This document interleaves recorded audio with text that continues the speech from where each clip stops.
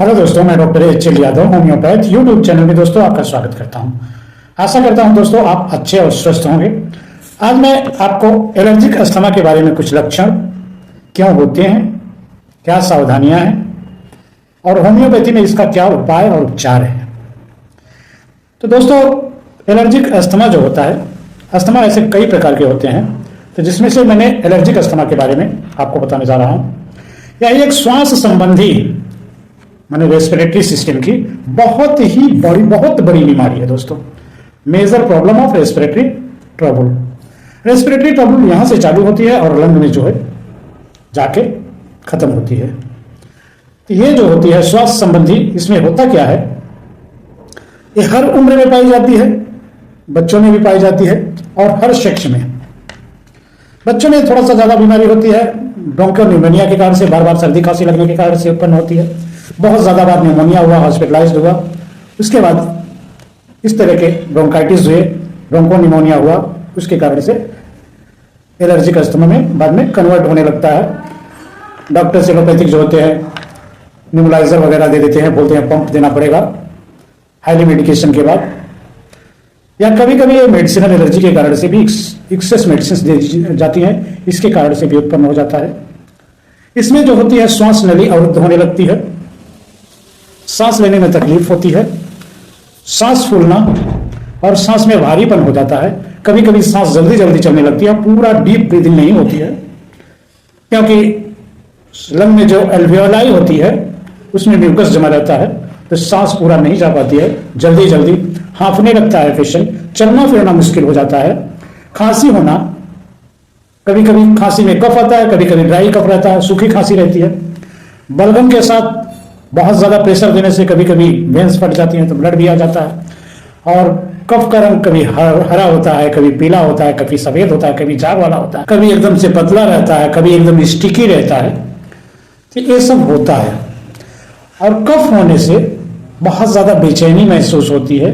Patient जो होता है रात में ठीक से सो नहीं पाता है, बैठ जाता है, बार बार कफ का पैरोक्सिस में चलता है, सांस फूलने लगती है, बेचैन हो जाता है, कभी कभी पसीना आने लगता है, गर्मी महसूस होने लगती है, कभी कभी ठंडक महसूस होती है। तो ये सब सिम्टम्स होते हैं। कभी कभी अचानक से ही देखते देखते भला चंगा है, अचानक प्रॉब्लम होने लगती है और एक कभी कभी बहुत ज्यादा घातक हो जाती है दोस्तों। कभी कभी ये हॉस्पिटलाइज तक पहुंचा देती है और कभी कभी इससे डेथ भी हो जाती है अगर प्रॉपर ट्रीटमेंट नहीं मिलता है।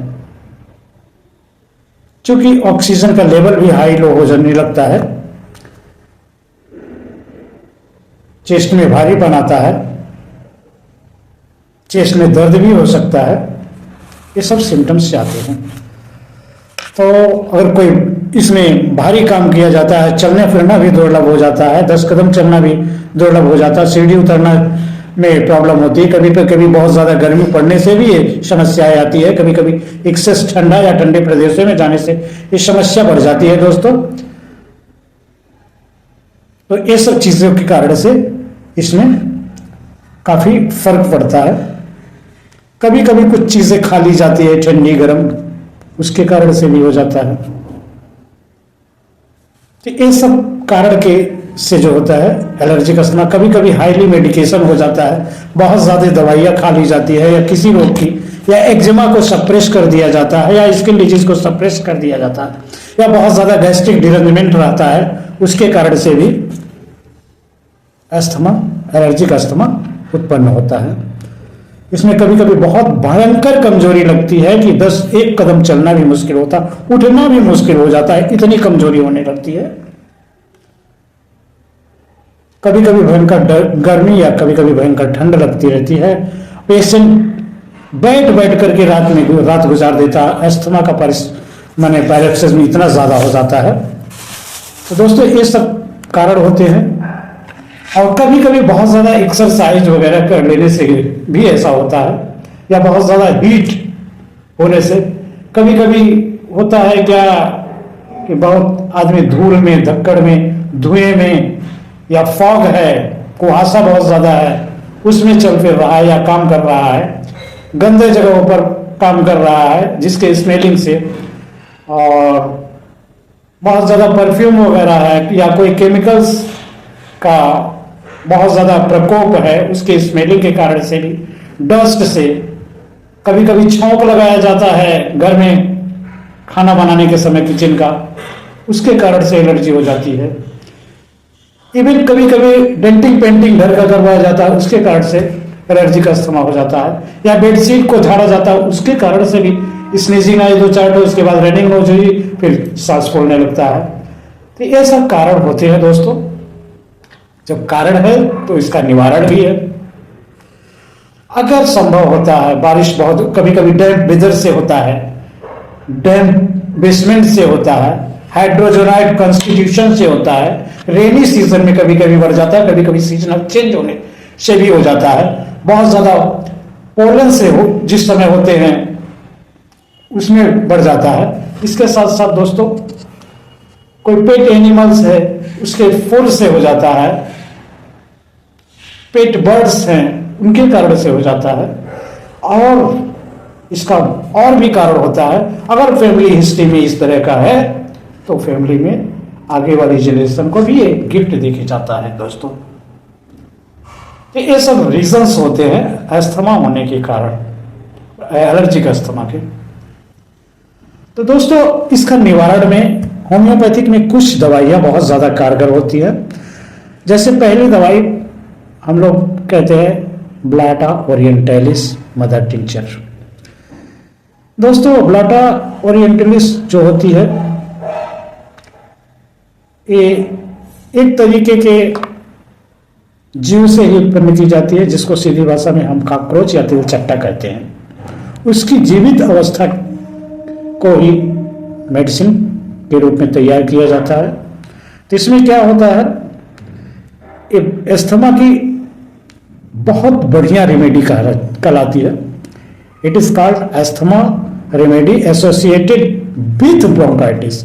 जहां पर ब्रोंकाइटिस रहेगा, ब्रोंकाइटिस के कारण से एलर्जिक अस्थमा होता है, काफी दिन तक ब्रोंकाइटिस रहा, उसके कारण से ब्रोंकियल अस्थमा उत्पन्न हुआ, एलर्जिक अस्थमा, तो उसमें बहुत ही अच्छा काम करती है।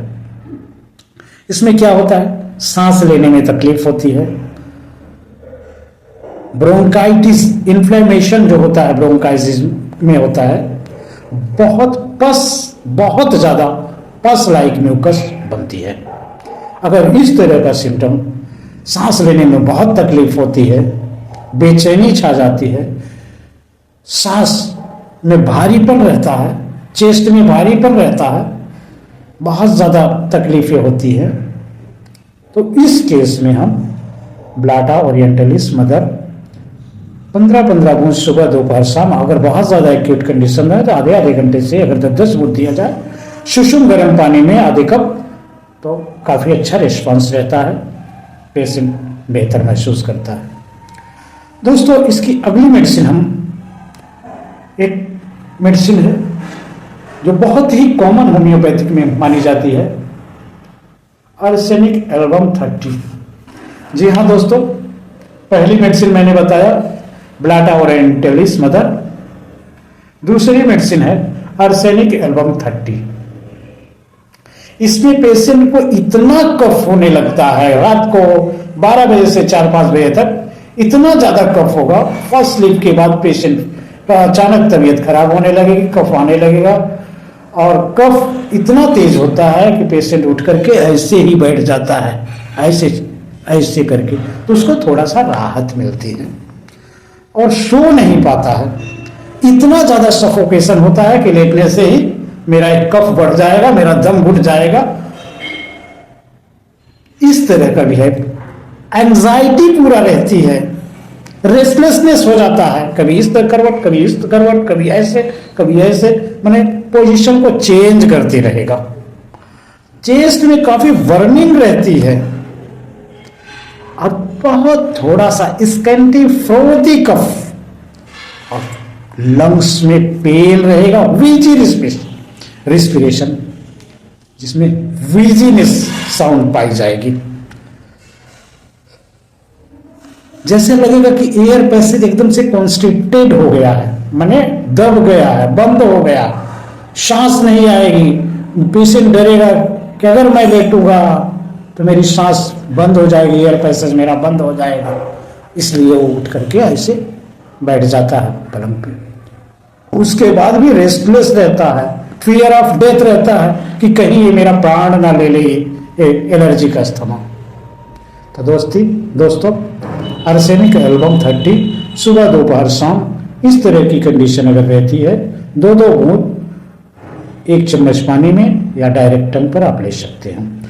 तीसरी मेडिसिन होती है बहुत ही उपयोगी, ग्रैंडेलिया रोबस्टा। जी हाँ दोस्तों, ग्रैंडेलिया रोबस्टा मदर टिंचर। इसमें होता क्या है, abnormal accumulation of mucus, breathing stops, ऐसा लगेगा कि सांस रुक जाएगी जब वो सोने जाता है। तो इसमें भी पेशेंट को लगता है कि भाई मैं सोऊंगा जैसे मेरी सांस ही रुक जाएगी। इम्फाइसिमा भी होता है इसमें, चेस्ट में पानी बहुत ज्यादा म्यूकस होता है, समझे। और इसमें जो होता है dilated heart asthma, dilated heart asthma suffering उस आदमी को होता जो काफी दिनों से पेशेंट जो है ब्रोंकाइटिस से परेशान रहा हो, अब वो ब्रोंकाइटिस कन्वर्ट हो गया एलर्जिक अस्थमा में या अस्थमा में। अगर इस तरह का कुछ सिम्टम्स आता है, और इसमें और एक बड़ी बात होती है, न्यूमोगैस्ट्रिक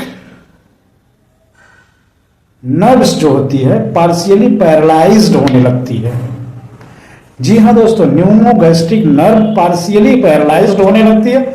इससे लगता है कि पेशेंट एकदम से चेस्ट कंस्ट्रिक्टेड हो जाता है, बहुत भारीपन रहता है, मालूम होता है प्राण निकल जाएगा, और वो बेचैन रहता है, सो नहीं पाता है, सोते सोते अचानक उठ जाता है कि मेरी कहीं सांस बंद हो गई, ऐसा उसको महसूस होता है, सांस बंद हो गई, सोते सोते अचानक उठ जाता है। अगर इस तरह का सिम्टम आता है दोस्तों, तो ग्रैंडेलिया रोबस्टा मदर टिंचर 15 बूंद सुबह दोपहर शाम गर्म पानी में आधे कप अगर लिया जाए तो काफ़ी राहत रहेगी दोस्तों, आराम मिलेगा, और रोग भी लंबा समय तक ट्रीटमेंट चलाया जाए तो छूट जाएगा। दोस्तों एक मेडिसिन और आती है एस्पिडोस्पर्मा, एस्पिडोस्पर्मा मदर टिंचर। जी हाँ दोस्तों, ये कोरोना के पीरियड में बहुत पॉपुलर हुई थी दवा। ऑक्सीजन लेवल को बढ़ा देती है, जहां पर ऑक्सीजन लेवल या सांस लेने में बहुत ज्यादा तकलीफ हो रही है, वहां पर ये मैजिकल वर्क करती है। इसको होम्योपैथिक में टॉनिक ऑफ लंग कहा जाता है, या डिजिटैलिस ऑफ लंग भी कहते हैं इसको। बहुत ही इफेक्टिव रेमेडी है दोस्तों एलर्जिक अस्थमा की, या ब्रोंकियल अस्थमा में भी ये बहुत बढ़िया काम करती है। इसमें क्या होता है, रेस्पिरेशन में काफी परेशानी होती है, ऑक्सीजन की कमी होने लगती है। ये जो होता है रेस्पिरेटरी ऑर्गन को स्टिमुलेट करता है, स्टिमुलेट करके रेस्पिरेटरी प्रॉब्लम्स को डिसॉल्व करता है, और ऑक्सीडेशन को इंक्रीज करता है।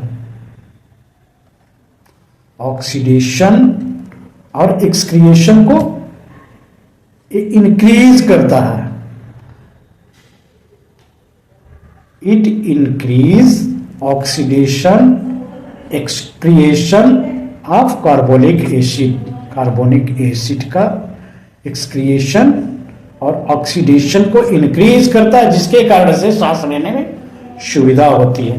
ये बहुत ही पॉपुलर दवाई है, किसी भी तरीके की एलर्जिक अस्थमा है या अस्थमा है जहां पर ऑक्सीजन के लेवल कम हो रहा है, अगर आप हाइट पर जा रहे हैं, चढ़ाई पर जा रहे हैं, सांसें अवरुद्ध हो जा रही है और सांसें फूलने लग रही हैं, 2 कदम भी चलना मुश्किल हो रहा है, बहुत ज्यादा प्रॉब्लम म्यूकोपुरुलेंट कफ हो रही है, बहुत ज्यादा कफ का फॉर्मेशन हो रहा है, कफ के फॉर्मेशन के कारण से ऑक्सीजन लेवल डाउन होते जा रहा है, तो वहां पर हम एस्पिडोस्पर्मा मदर टिंचर के बारे में दोस्तों सोच सकते हैं, काफ़ी कारगर होगी।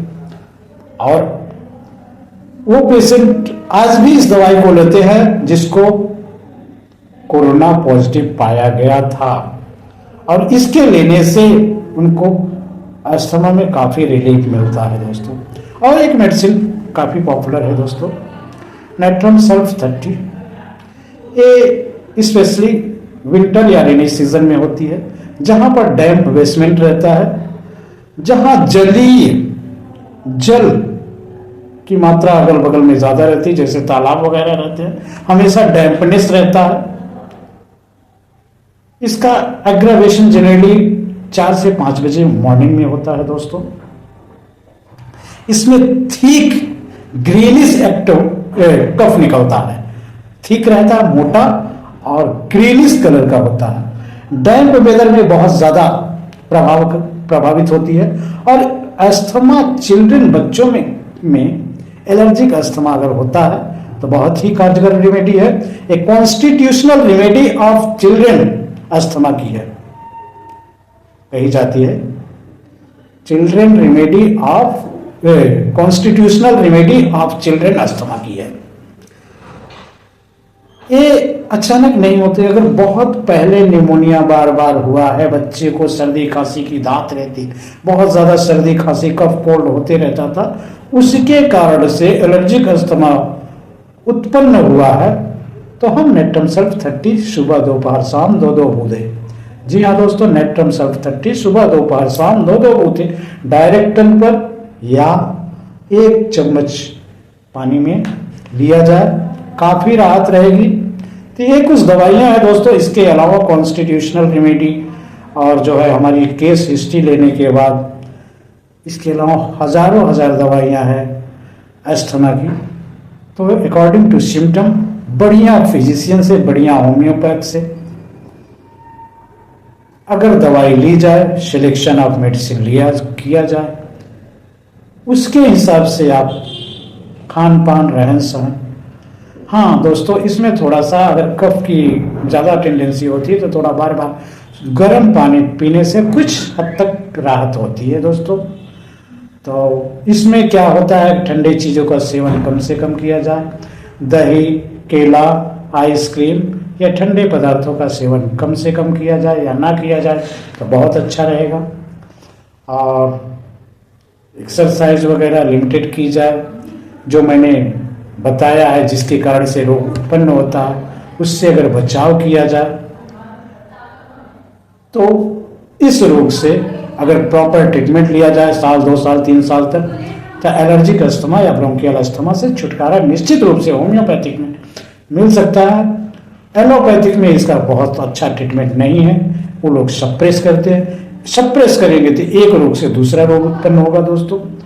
तो ये रही कुछ खास टिप्स, कुछ खास जानकारियाँ और कुछ होम्योपैथिक मेडिसिन दोस्तों, आपकी जानकारी के लिए मैंने बताया है, ताकि आप अपने सिम्टम्स को इन सब दवाइयों के साथ और एलर्जिक अस्थमा कैसे उत्पन्न होता है उसके बारे में आपको जानकारी मिल सके। आप जानकारी अपने से पास रखिएगा तो ये काफ़ी हेल्प करेगा फ्यूचर में, और इस तरह से होम्योपैथी की प्रोग्रेस होगी। होम्योपैथी का बढ़ावा देने के लिए दोस्तों हम अपने विचारों को आपके समक्ष रख रहे हैं।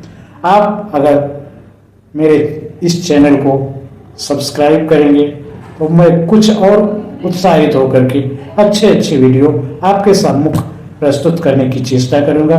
दोस्तों आज के लिए बस यही तक, धन्यवाद।